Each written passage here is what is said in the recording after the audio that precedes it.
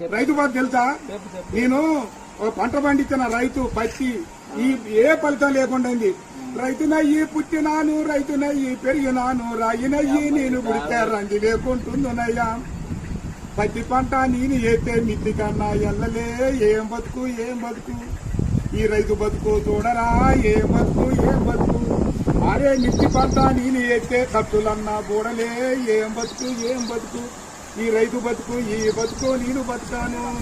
పల్లెరుగా yellow పలుగురాలా చేరుకాడ పాములు తెల్లల్లా తిరిగి ఎద్దులాగా ఎద్దు నాగి వానగుంటల నీళ్లు దాగి ముళ్ళ కంచాలెక్కి దూకితే గడ్డి మోపే గొంగడాయే పెంటగడ్డే పక్కల ఎత్తుని అమ్మ బతుకు.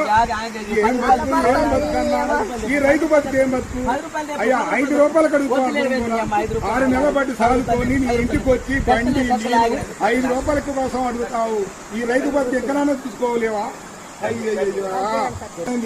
రైతునయ్యి పుట్టినాను, రైతునయ్యి పెరిగినాను, రాయినయ్యి నేను పుడితే రంది లేకుంటుందనయ్యా. పత్తి పంట నేను ఏతే మిత్తి కన్నా ఎల్లలే.